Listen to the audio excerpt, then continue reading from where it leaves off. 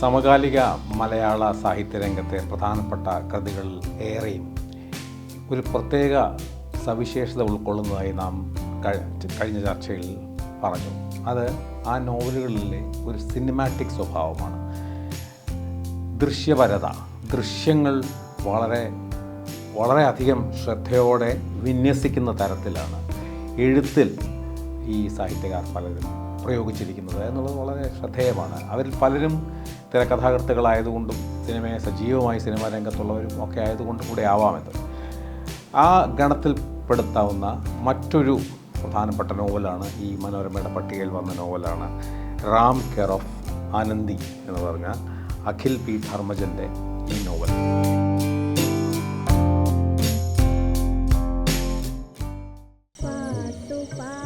അമ്മേടെ യൂണിവേഴ്സിറ്റിന്ന് admit card വന്നിട്ടോ? ആഹാ, അത് നന്നായല്ലോ. അപ്പോ ഈ വിസയും ടിക്കറ്റൊക്കെ കാശ് എത്ര വേണ്ടി വരുടാ? ഒരു 4-5 ലക്ഷം എന്തായാലും വേണ്ടി വരും. എത്ര ദിവസം കിട്ടും നമുക്ക്? 20-25 ദിവസം. അമ്മ ഞാനെന്താ മറുപടി അയക്കണ്ടേ? നീ ഓക്കെ പറഞ്ഞോ?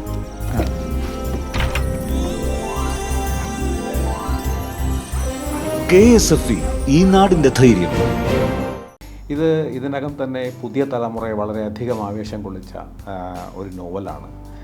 അഖിൽ ധർമ്മജൻ്റെ 5ാമത്തെ മറ്റൊരു നോവലാണിത്. പൂർണ്ണമായിട്ട് ഇതിനകം തന്നെ 3-3.5 ലക്ഷത്തിലധികം കോപ്പികൾ വിറ്റഴിഞ്ഞു. കഴിഞ്ഞ ഡിസംബറിൽ തന്നെ വിറ്റഴിഞ്ഞു. ഇത് തന്നെ 62ാമത്തെ പതിപ്പാണ്. ഈ പുസ്തകത്തിനാണ് കേന്ദ്ര സാഹിത്യ അക്കാദമിയുടെ യുവ പുരസ്കാരം ലഭിച്ചത്. അപ്പോൾ വളരെയധികം ശ്രദ്ധ നേടുകയും അംഗീകാരം നേടുകയും ചെയ്തിരിക്കുന്ന ഈ നോവൽ, അഖിൽ ധർമ്മജൻ താരതമ്യേന ചെറുപ്പക്കാരനാണ്, 32 വയസ്സായിട്ടേ ഉള്ളൂ.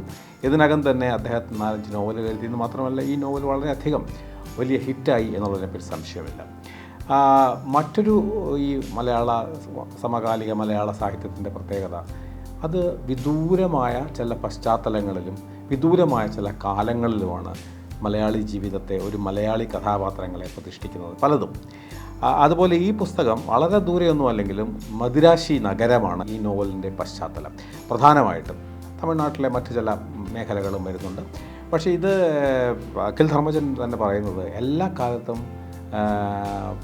അദ്ദേഹത്തിന് മദിരാശി ഒരു വലിയ ഒരു ലഹരിയായിരുന്ന സ്ഥലമാണ്. മദ്രാസുമായി ബന്ധപ്പെട്ട, തമിഴ്നാടുമായി ബന്ധപ്പെട്ട ഒരു നോവൽ രചിക്കണം എന്നുള്ളതായിരുന്നു അദ്ദേഹത്തിൻ്റെ ഏറ്റവും വലിയ ആഗ്രഹം. അദ്ദേഹം അതിനുവേണ്ടി അവിടെ പോയി താമസിച്ച് അനുഭവങ്ങൾ ഏറ്റുവാങ്ങി അതിൽ നിന്ന് ആണ് ഈ നോവൽ പൂർത്തിയായിരിക്കുന്നത്. നേരത്തെ സിനിമയുടെ കാര്യം പറഞ്ഞ പോലെ അഖിൽ ധർമ്മജൻ തന്നെ പറയുന്നത്, അഖിൽ ധർമ്മജനും ഒരു തിരക്കഥാകൃത്താണ്. അഖിൽ ധർമ്മജൻ തന്നെ പറയുന്നത് ഇതൊരു സിനിമാറ്റിക് നോവൽ തന്നെയാണെന്നാണ്. അപ്പോൾ മറ്റ് നോവലുകളുടെ നമ്മൾ പറഞ്ഞു അതിനകത്തൊരു സിനിമാറ്റിക് സ്വഭാവമുണ്ടെന്ന്. ഇത് അദ്ദേഹം തന്നെ, ഇതിൻ്റെ കർത്താവ് തന്നെ പറയുന്നത് ഇതൊരു സിനിമാറ്റിക് നോവലായിട്ടാണ് അതിനെ രൂപകൽപ്പന ചെയ്തിരിക്കുന്നത്. ഒരു സിനിമ കാണുന്ന മട്ടിലാണിത് കണ്ടിരിക്കേണ്ടത് എന്ന് പറയുന്നു. ഈ നോവലിൻ്റെ ഒരു അസാധാരണ സ്വഭാവങ്ങൾ ഒരുപാടുള്ള ഒരു നോവലാണത്.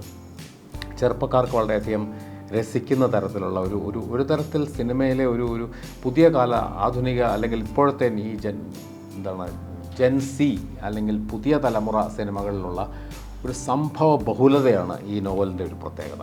നിരന്തരം നാടകീയമായ സംഭവങ്ങൾ ആവർത്തിച്ചുകൊണ്ടേയിരിക്കുന്നു. ഒരു മൾട്ടിപ്പിൾ നറേറ്റീവ്, പല നറേറ്റീവുകളിലൂടെ ഈ സംഭവങ്ങൾ, പ്രതീക്ഷിക്കാത്ത സസ്പെൻസ് നിറഞ്ഞ അപ്രതീക്ഷിതമായ സംഭവങ്ങൾ വന്ന് നിറഞ്ഞുകൊണ്ടേയിരിക്കുന്നു. ഇതിനെ എല്ലാം കോർത്തിണക്കിക്കൊണ്ട് പോകുന്ന ഒരു നോവലാണിത്. മദിരാശി നഗരത്തിൽ സിനിമ ഡിപ്ലോമ പഠിക്കാൻ എന്നുള്ള ഇതിനു വേണ്ടിയിട്ട് എത്തിച്ചേരുന്ന ശ്രീറാം എന്ന മലയാളിയായ യുവാവിൻ്റെയാണ് കഥ.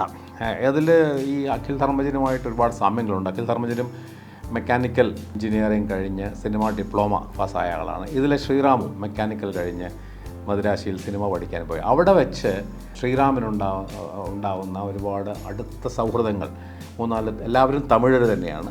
തമിഴരായ 2 ചെറുപ്പക്കാർ, ക്ലാസ്മേറ്റ്സായ 2 പേർ, ചേട്ടനും അനിയത്തിയുമാണ്. അല്ലാതെ ആ സിനിമ ഇൻസ്റ്റിറ്റ്യൂട്ടിൻ്റെ റിസപ്ഷനിസ്റ്റ് ആയി ആദ്യം അവതരിപ്പിക്കപ്പെടുന്ന ആനന്ദി, പിന്നെ ഇവരുടെ എല്ലാവരുടെയും വലിയ സഹായിയും ഒരു ആശ്രയവും തണലുമൊക്കെയായ ഒരു പാട്ടി, ഇവരൊക്കെയാണ് ഇതിനകത്തെ പ്രധാനപ്പെട്ട കഥാപാത്രങ്ങൾ. ഇവരുമായിട്ടുള്ള ഒരു ജീവിതത്തിന് മദുരാശി നഗരത്തിൻ്റെ ഏറ്റവും സാധാരണക്കാരുടെ ജീവിതമാണ്. വളരെ പരിമിതമായ താമസ സൗകര്യവും പരിമിതമായ ഭക്ഷണ സൗകര്യമൊക്കെയായി കഷ്ടപ്പെട്ട് കഴിയുന്ന ഒരു കൂട്ടത്തിൻ്റെ ഉറ്റ സൗഹൃദം. ആ സൗഹൃദം എപ്പോഴും ഒരു സങ്കീർണമായ സൗഹൃദമാണ്. അതെപ്പോഴും അടിയും പിടിയും ശണ്ഠയും അത് കഴിഞ്ഞാൽ വീണ്ടും സൗഹൃദവും ഒക്കെ ആയി അങ്ങനെ ഒഴുകിപ്പോകുന്ന ഒരു ബന്ധമാണ് ഇവർ തമ്മിലുള്ളത്. ആ ബന്ധത്തിൽ വളരെ ഊഷ്മളമായ ഒരു സൗഹൃദം അതിൽ തീർച്ചയായിട്ടും നിറഞ്ഞുണ്ട്. പക്ഷേ ഒരുപാട് ദുരനുഭവങ്ങൾ അവരുടെ തേടി വരുന്നുണ്ട്. അതുപോലെ വളരെ പ്രധാനപ്പെട്ടൊരു കഥാപാത്രം ഇതിൽ. ഈ കഥാപാത്രമാണെന്ന് മാത്രമല്ല, ഈ നോവലിൻ്റെ ഒരു പ്രധാനപ്പെട്ട ഒരു ആധാരം തന്നെയാണ്. ഇതിൽ ട്രാൻസ്ജെൻഡേഴ്സ് എന്ന് വിളിക്കപ്പെടുന്ന വിഭാഗത്തിൻ്റെ ലൈംഗിക ന്യൂനപക്ഷ വിഭാഗത്തിലുള്ള വിഭാഗത്തിലുള്ള ഒരു പ്രധാനപ്പെട്ട കഥാപാത്രമുണ്ട്. മല്ലി എന്നാണ് കഥാപാത്രത്തിൻ്റെ പേര്.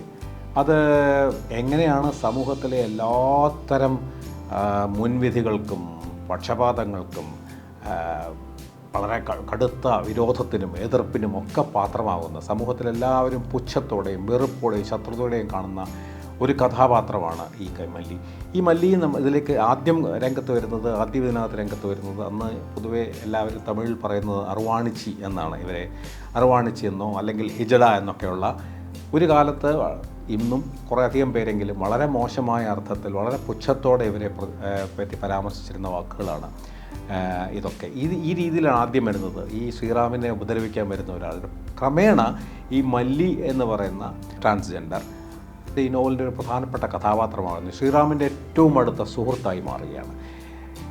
പക്ഷേ ഈ മല്ലിയുടെ ദുരനുഭവങ്ങളാണ് ഈ നോവലിലുള്ള ഒരു പ്രധാനപ്പെട്ട ഒരു പ്രമേയം തന്നെ. അവർക്ക് അവരുടെ സ്വന്തം വീട്ടിൽ നിന്ന്, സ്വന്തം ഏറ്റവും അടുത്ത ബന്ധുക്കളിൽ നിന്ന് പോലും, അച്ഛനമ്മമാരിൽ നിന്ന്, അനുജനിൽ നിന്നും ഒക്കെ കിട്ടുന്ന ക്രൂരമായ പെരുമാറ്റം, അത് കഴിഞ്ഞ് അവർക്ക് നഗരത്തിൽ അവർ ജീവിക്കാൻ വേണ്ടി വരുന്ന അവസ്ഥയിൽ പോലീസുകാർ അവർക്കെതിരെ നടത്തുന്ന ബലാത്സംഗം, പലതരത്തിലുള്ള മർദ്ദനം, എല്ലായിടത്തു നിന്ന് കിട്ടുന്ന ഈ വളരെ മോശമായ അനുഭവങ്ങളാണ് ഇതിനകത്തെ ഒരു പ്രധാനപ്പെട്ട കഥ.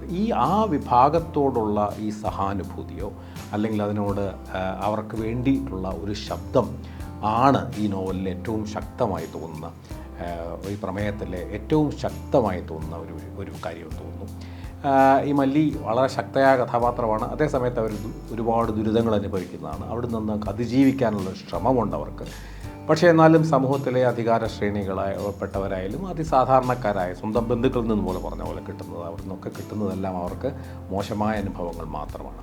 അതുപോലെ ഇതിനകത്ത് മറ്റൊരു പ്രധാനപ്പെട്ട കഥാപാത്രമാണ് ആനന്ദിയാണ് റാമുമായിട്ട് ഒരു പ്രണയത്തിൻ്റെ സ്വഭാവത്തിലേക്ക് എത്തുന്ന ഒരു ബന്ധം. തീർച്ചയായിട്ടും ഈ നോവലിലെ സസ്പെൻസ് പുറത്ത് പറയാൻ പറ്റുന്നതല്ല.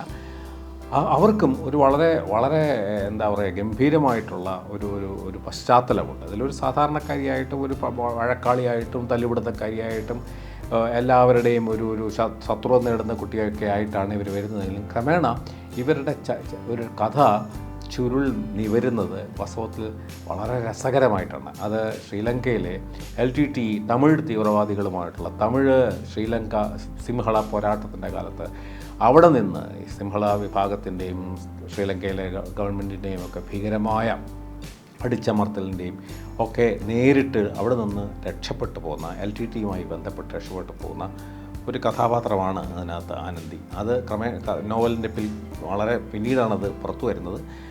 അപ്പോൾ ഇങ്ങനെ ഒരു അന്താരാഷ്ട്ര ഒരു ഡയമെൻഷനും കൂടെ, ഒരു അതിജീവനത്തിൻ്റെ, ഒരു ചെറുത്തുനിൽപ്പിൻ്റെ, അപ്പോൾ ഇങ്ങനെ നോക്കുമ്പോൾ ഈ നോവലിൻ്റെ പ്രധാനപ്പെട്ട ഒരു സ്വഭാവം വാസ്തവത്തിൽ ഇങ്ങനെ ഒരു അതിജീവനത്തിൻ്റെ സ്വഭാവമാണ്. എല്ലാവർക്കും അതാണ്, ആ അതിജീവനത്തിലൂടെയാണ് അവർ മുന്നോട്ട് പോകുന്നത്.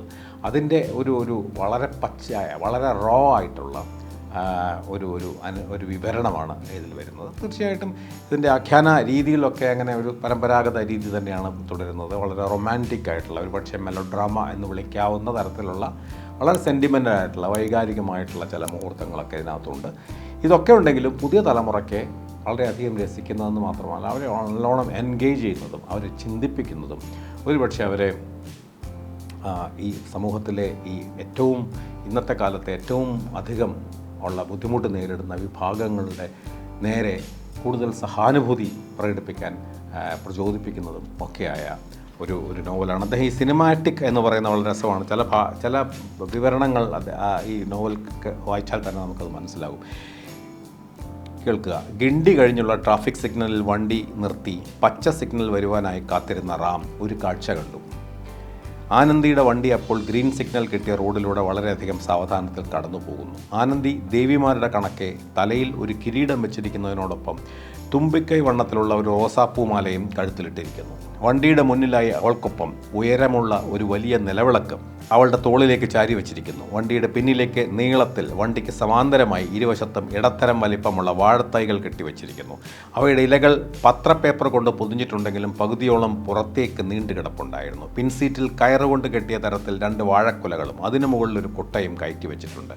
വണ്ടിയുടെ പിൻവശത്തെ കമ്പിയിൽ 2 കുല കരിക്ക് കെട്ടിത്തൂക്കിയിരിക്കുന്നു. ആനന്ദിയുടെ വണ്ടി കടന്നു പോകുന്ന വഴിയിൽ നിന്നിരുന്ന ട്രാഫിക് പോലീസുകാരൻ ഉൾപ്പെടെ റോഡിൻ്റെ വശങ്ങളിൽ നിന്നിരുന്നവരും റോഡിലൂടെ പോയിക്കൊണ്ടിരിക്കുന്ന മറ്റു വാഹനങ്ങളിലെ ആളുകളും അവർ കടന്നുപോയപ്പോൾ ആശ്ചര്യത്തോടെ അവളെയും വണ്ടിയെയും മാറി മാറി നോക്കി. അമ്മേടെ യൂണിവേഴ്സിറ്റിന്ന് അഡ്മിറ്റ് കാർഡ് വന്നു കേട്ടോ. ആഹാ, അത് നന്നായല്ലോ. അപ്പോ ഈ വിസയും ടിക്കറ്റൊക്കെ കാശ് എത്ര വേണ്ടി വരുടാ? ഒരു 4-5 ലക്ഷം എന്തായാലും വേണ്ടി വരും. എത്ര ദിവസം കിട്ടും നമുക്ക്? 20-25 ദിവസം. അമ്മ ഞാനെന്താ മറുപടി അയക്കണ്ടേ? നീ ഓക്കെ പറഞ്ഞോ?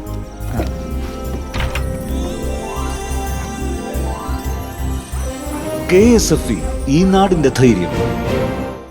ഇതാണ് ഈ സിനിമാറ്റിക് ആയിട്ടുള്ള ഒരു വിവരണം എന്ന് പറയുന്നത്. ഈ ഒരു വണ്ടി കടന്നു പോകുമ്പോൾ അത് എത്ര എങ്ങനെയാണ് അതിൻ്റെ പൂർണ്ണമായ ദൃശ്യപ്പൊലിമ ഏറെക്കുറെ പൂർണ്ണമായും തന്നെ ഈ വിവരണത്തിലൂടെ നമുക്ക് കൺവേ ചെയ്യാൻ വേണ്ടിയിട്ട് അഖിൽ പി ധർമ്മജന് കഴിഞ്ഞിട്ടുണ്ട്.